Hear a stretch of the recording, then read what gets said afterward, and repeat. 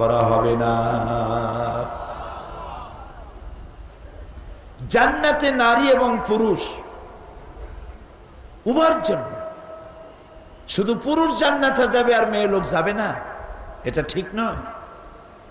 আল্লাহ রাব্বুল আলামিন বলেন, ওয়ামান আমিলা সালিহান মিন যাকারিন আও উনসা ওয়া হুয়া মুমিনুন ফাউলাইকা ইয়াদখুলুনাল জান্নাহ। আল্লাহ তাআলা বলেন, বেহেশতের মধ্যে যেই ব্যক্তি পুরুষ হোক আর নারী হোক, যেই মুমিন পুরুষ বা নারী, যারাই আল্লাহ তাআলার জন্য নেক আমল করবে, নেক কাজ করবে, ভালো কাজ করবে, তাদের আল্লাহ তাআলা তাদের সকলকে জান্নাত দান করে দিবেন। সবাই জান্নাতে চলে যাবে। আজকাল এক শ্রেণীর বুদ্ধিজীবীদের কথা বলছিলাম, তারা পুরুষের সাথে মেয়ে লোকদেরকে যুদ্ধ বাধায় দিতে চায়। তারা বলে পুরুষ শাসিত সমাজ, নারীর অধিকার থেকে বঞ্চিত, সুতরাং পুরুষ শাসিত সমাজ থেকে নারীদেরকে উদ্ধার করে তাদেরকে আরো বেশি ক্ষমতা দিতে হবে। নারীর ক্ষমতা কিছু সীমাবদ্ধতা আছে, সমান আপনি বানাইতে পারবেন না। সমান বানানো কি সম্ভব? কখনোই না। কেমনে সমান বানাবেন? নারীর কাজ আলাদা, পুরুষের কাজ আলাদা। এই দুটি কাজকে একরকম বানানো হয় নাই। দুনিয়ায় যত নবী পাঠানো হয়েছে, একজন নবীকেও, নারীর মধ্য থেকে একজন নারীকেও আল্লাহ তাআলা নবী বানান নাই। তাদের মসজিদের ইমামত প্রয়োজন নাই, আজান দরকার নাই, ইকামত দরকার নাই।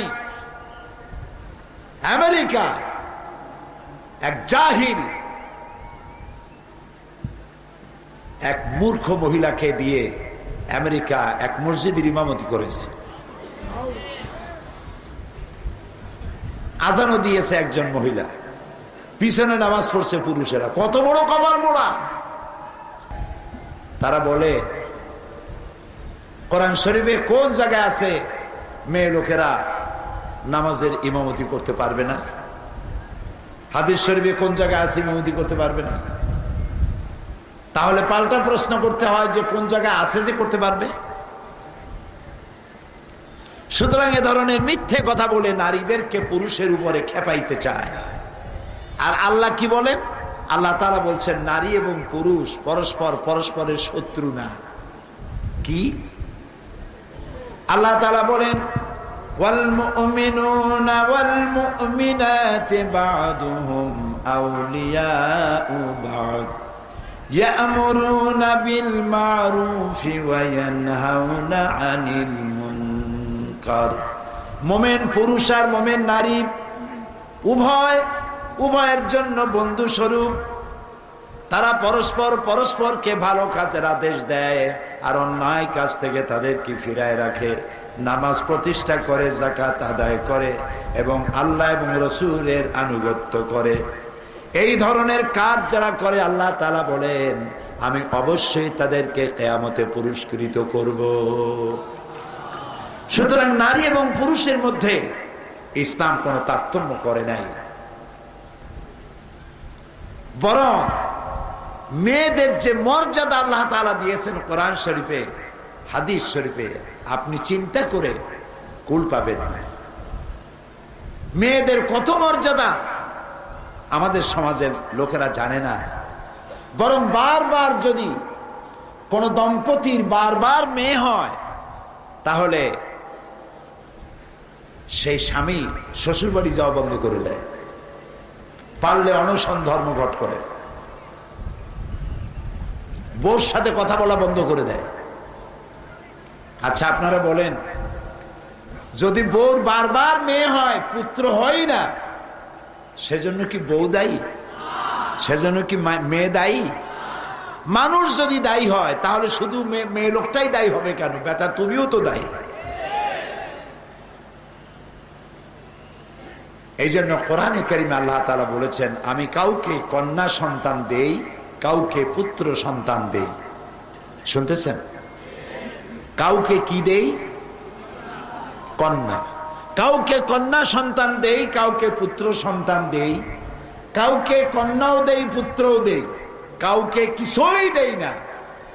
মালিককে আল্লামা ইবনে কাসির রাহমাতুল্লাহ আলাইহি তার তাফসীর ইবনে কাসিরে তিনি লিখেছেন, যেহেতু কোরআনে কারিমে আল্লাহ রাব্বুল আলামিন শুরু করেছেন আমি কাউকে কন্যা দেই, কাউকে পুত্র দেই, যেহেতু আল্লাহ কন্যা দিয়ে শুরু করেছেন, তাই যেই দম্পতির সর্বপ্রথম কন্যা সন্তান হয় সেই দম্পতি বেশি বরকতপূর্ণ।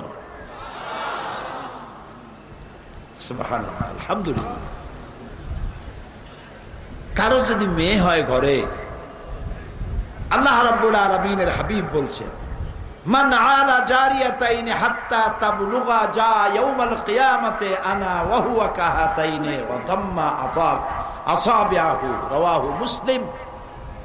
নবী করিম সাল্লাল্লাহু আলাইহি সাল্লাম বলেছেন, যদি কেউ 2 কন্যার পিতা হয় অথবা 3 কন্যার পিতা হয়, এই 2টি কন্যাকে যদি যত্ন করে, এই 3টি কন্যাকে যদি যত্ন করে, আদব শিখায়, দিন শিখায়, ঈমান শিখায়, তাহলে কিয়ামতের দিন ওই 2 কন্যা 3 কন্যার পিতা আর আমি মুহাম্মদ সাল্লাল্লাহু আলাইহি ওয়াসাল্লাম জান্নাতের ভেতরে পাশাপাশি অবস্থান করব। আমাদের দেশে ছেলের যত্ন বেশি না মেয়ের যত্ন বেশি? হ্যাঁ, ছেলের যত্ন বেশি। ছেলে যদি হয় কোলে নেয়, ঘাড়ে নেয়, মাথায় নেয়। ছেলেটাকে যত্ন করে বেশি, মেয়েটাকে যত্ন করে না। নবী করিম সাল্লাল্লাহু আলাইহি ওয়াসাল্লাম বসে আছেন দরবারে নববী, সাহাবায়ে কেরাম বসা। একটা ছোট্ট ছেলে হামাগুড়ি দিতে দিতে আসছে। যার ছেলে, সে ছেলেটাকে তুলে নিয়ে গালে চুমা দিয়া কোলের উপরে বসাইল। এরপরে ছোট একটা মেয়ে আসলো, মেয়েটিকে হাত দিয়া ধরিয়া এক পাশে বসাই দিল। রাহমাতুল্লিল আলামিনের চোখ এড়ালো না। প্রশ্ন করলেন, ওই লোকটিকে, ছেলেটি কার? তিনি বললেন আমার। মেয়েটি কার? তিনি বললেন আমার। রাসূলুল্লাহ বললেন, তোমার কি উচিত ছিল না তোমার 2টি সন্তানের সাথে সমান ব্যবহার করা? মেয়েটারে কোলে উঠাইয়া চুমা দিলা, ছেলেটারে কোলে উঠাইয়া চুমা দিয়া কোলে উঠায় বসালে, আর মেয়েটাকে হাত দা ধরে দূরে বসাইলা। এই তারতম্য করা তোমার জন্য ঠিক হয় না। নবী করিম সাল্লাল্লাহু আলাইহি ওয়াসাল্লাম তিনি বলেছেন, যদি কোনো ঘরের মধ্যে একটি কন্যা সন্তান প্রসব করে মা, আল্লাহর নবী বলেন ওই ঘরের ভিতর একটা রহমতের ফেরেশতা প্রবেশ করে আর বলে, আসসালামু আলাইকুম ইয়া আহলাল বাইত, হে গৃহের মালিকেরা, গৃহবাসীরা, তোমাদের উপরে আল্লাহর রহমত